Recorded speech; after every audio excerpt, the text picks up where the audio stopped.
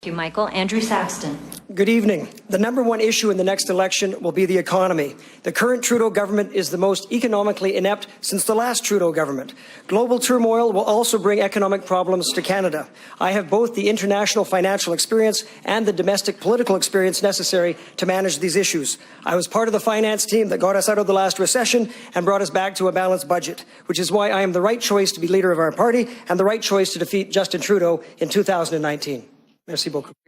As somebody who's worked in the private sector, I know what the value destroyers are. And I can tell you red tape and bureaucracy is one of the biggest destroyers, millions of dollars. You should see the forms that small business people have to fill out. So as leader of the party, as leader of the government, I will make sure that we cut down on red tape and cut down on value destroyers. The other thing that I think is really important is we get more young people into the workforce. We have a high unemployment rate, but we've got a lot of young millennials who are unemployed. We have to do a better job of matching the skills required in the marketplace with young people and do a better job of training young people so they can fill those skills so we won't have to get temporary foreign workers coming to Canada to take those jobs. Thank you. Aaron O'Toole. But in the Balanced Budget Act, believe it or not, that was only less than 2 years ago. I was also parliamentary secretary to Joe Oliver when we balanced the budget, which was about 18 months ago. It's amazing how quickly things can change when you have a change of government. It's simply not fair to future generations to mortgage our children and their children's futures. We have to balance the budget by freezing government spending and by growing the economy, because prosperity is the best way to increase government revenues. Thank you. Thank you. Michael Chong. Able to trade our wine with other provinces, and now we can, thanks to the work of one of our colleagues who freed the grape. Now we need to free other products to go across our country, and I agree we also have to continue to expand trade with other nations. 70% of all of our exports go to one nation, to the United States. Because of that, we are heavily dependent on what happens in the United States. We need to diversify. It used to be 90% of our goods went to the U.S. It's down to 70%. We need to continue to reduce that dependence on one country, and we need to especially open new free trade agreements in the Asia-Pacific region, and the Trans-Pacific Partnership is the next one. And your time is up. Thank you. Aaron O'Toole. Having a free trade agreement with the Asia-Pacific region, the fastest growing region in the world. We only have one other trade agreement in the Asia-Pacific at this time, so it's extremely important that we sign on to the Trans-Pacific Partnership. Keep in mind that the Trans-Pacific Partnership is a multilateral agreement. It existed before the United States even joined the TPP, and I have confidence that hopefully the United States will stay in the TPP, but it could continue even without the United States. And furthermore, I think we need to expand bilateral agreements with Asia-Pacific countries as well as multilateral. Thank you. Michael Chong. I support the Trans-Pacific Partnership, but we have to acknowledge that the global economy is not working for everybody. Low-income Canadians are finding it harder and harder to make ends meet, and over 1.3 million Canadians are out of work. Millions of Americans are out of work. So what I would say to President-elect Trump is that the solution to these global displacements is not to rip up free trade agreements. It's to do what we've done on this side of the border, to enhance the working income tax benefit, which Jim Flaherty introduced in 2007. The United States should take a look at enhancing their earned income tax benefit. That's the solution to these problems. You can check out more about my plan to do exactly these things at chong.ca. Thank you. Deepak O'Brien. Thank you. The Conservative. You know, it did for my father, and it probably did for many people in this room as well. Canada is a massive country. We have a small population. We need immigration. We need the right kind of immigration. We need immigrants to come to this country who can quickly integrate, who can quickly get jobs, and who can quickly join our workforce and join our economy and look after their families as well. So we need to have immigrants come to Canada. We should have the right immigrants with the right skills to fill the jobs that are not being filled right now in our society. Thank you. Aaron O'Toole. My plan for immigration is this country and made a new life for themselves. I can tell you one of the groups that I know personally is the 37,000 Hungarian families that came to this country in 1956 during the revolution. After 5 years, there were only 6 families still on welfare out of 37,000. And I'm sure there's other examples as well. Immigration can work, and this is just one example. Express entry is a great example of getting people with the right skills coming to Canada. The Canadian Experience Class is another great example. These are foreign students who have come here, have studied in Canada, and are allowed to stay and work after they finish studying. We do need to focus on the refugees. We need to focus on creating the skills that they need to be successful. Andrew. Thank you. Michael Chong.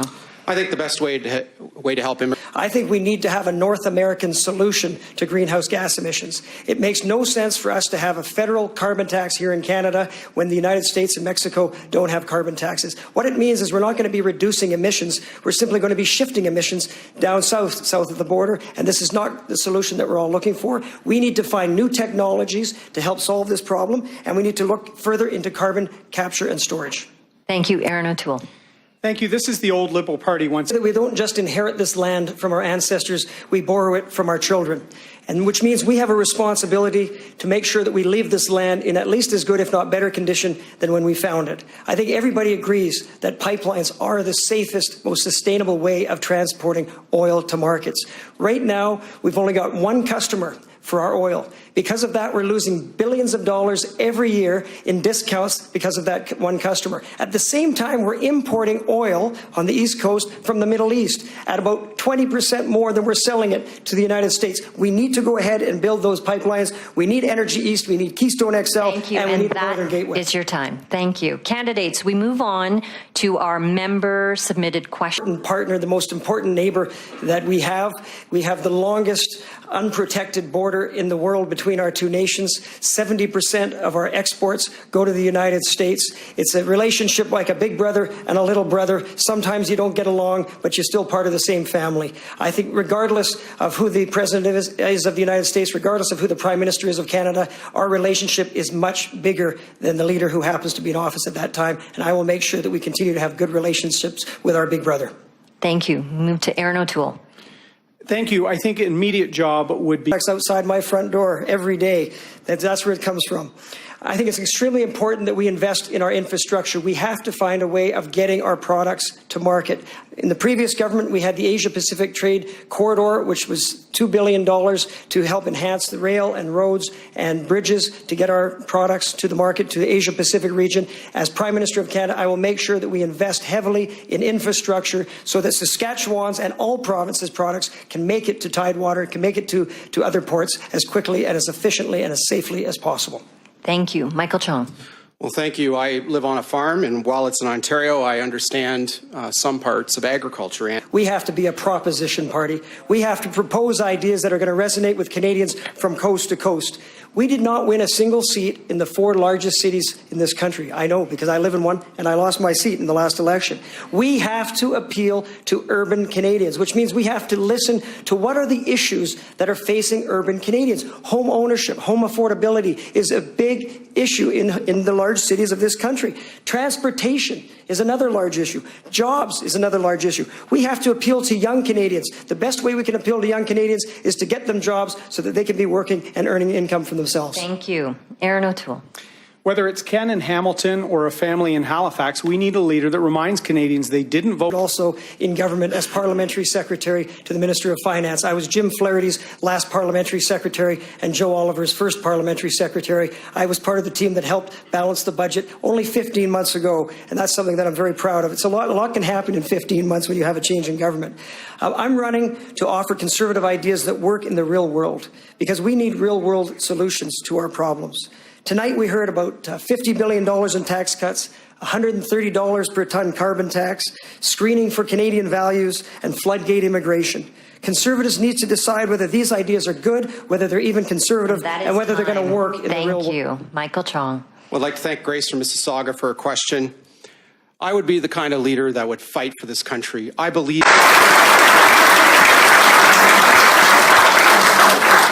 Good afternoon. I'm Andrew Saxtons, and I'm coming from North Vancouver, British Columbia. The economy is going to be the #1 issue in the next election, because this Trudeau government is the most economically inept since the last Trudeau government. International turmoil is also going to bring economic problems to our shores. I'm the only candidate that has significant international financial experience as well as domestic political experience. I worked for 2 of the world's largest banks. I worked in 5 countries around the world. I was also Member of Parliament for North Vancouver for 7 years and Parliamentary Secretary to the Minister of Finance. I was Jim Flaherty's last Parliamentary Secretary. I was Joe Oliver's first Parliamentary Secretary in Finance, and I'm proud to say that we worked on Budget 2015 together, because that was the last balanced budget that Canada had, and we don't know when the next one is going to happen. But I can tell you we need to bring back fiscal responsibility to Ottawa. We both know the difference between good and bad governments. We've had them in British Columbia, we had them in Ontario. They make a huge difference in people's lives. They make a huge difference in pocketbook issues. In order to win back government, we have to win back the cities. We did not win a single seat in Canada's 4 largest cities in the last election, which means we have to deal with the issues that are facing people that live in those cities, like housing affordability and transportation. We also have to reach out to new Canadians and young Canadians. I have the experience. I balanced the budget last time. I can do it again as your member of parliament.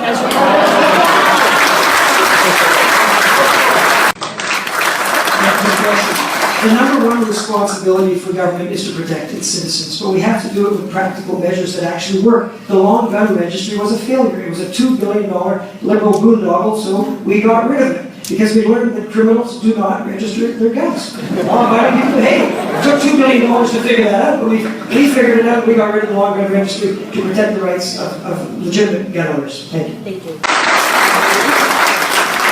Canada has a proud history in developing technology, nuclear energy. The can-do reactor is famous around the world. Nuclear energy, I believe, will be making a comeback. We need to do a better job of convincing Canadians that nuclear energy is safe.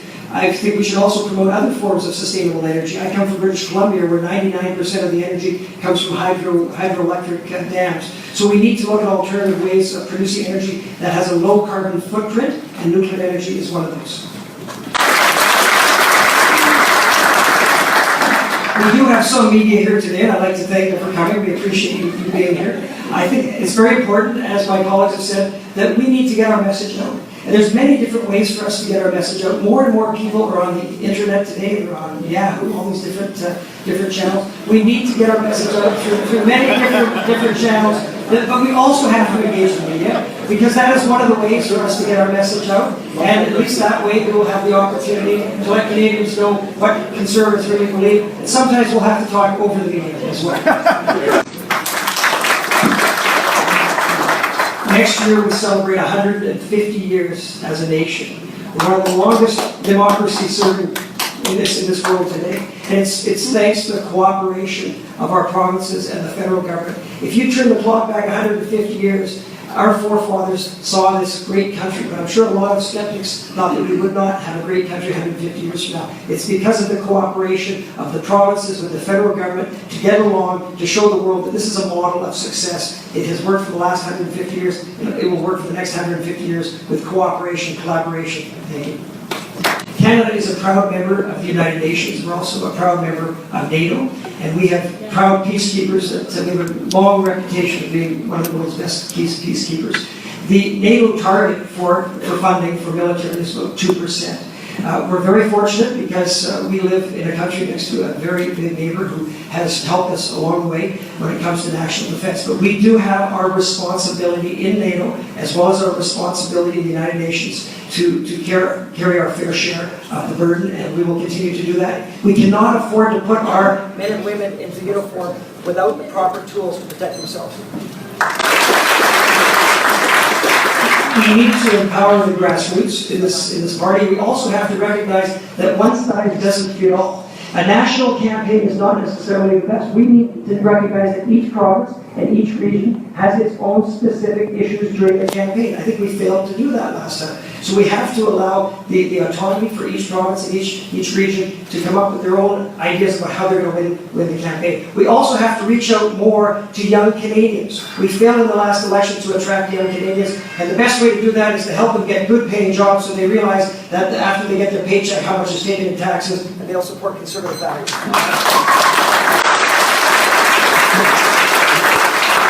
We need to listen to young people, and we need to find out what are the most important issues that they have for their generation. We also need to use social media to get there. We did not have a social media campaign in the last election, and we failed miserably. I think the best thing we can do for young people is to give them jobs, to give them good, high-paying jobs. The unemployment rate amongst young people in this country is double the national average.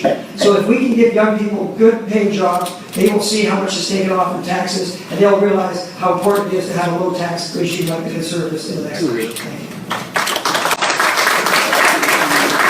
I'm proud to have been part of a government that did raise the age of consent from 14 to 16.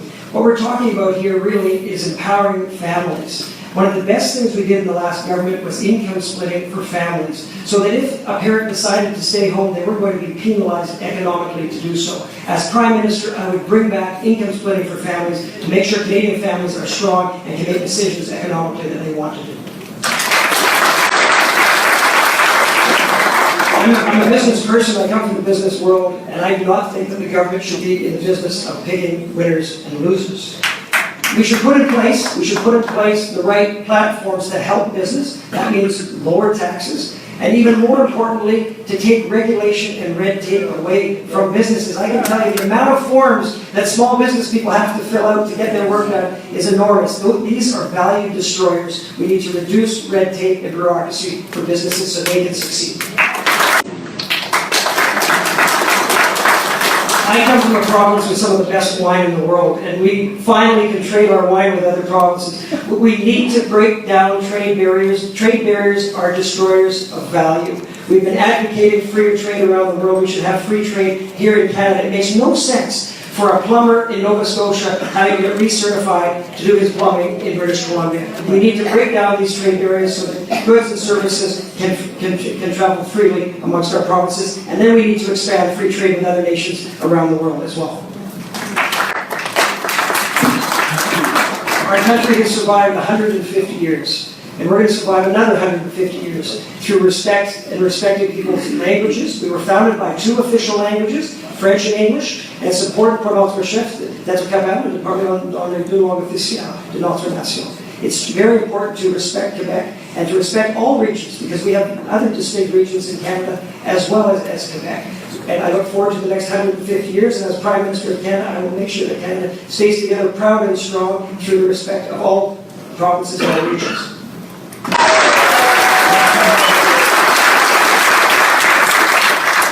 We're all conservatives in this room, and we all want the same thing, and that is to win the election in 2019. In order to do so, we need to be more than just an opposition party.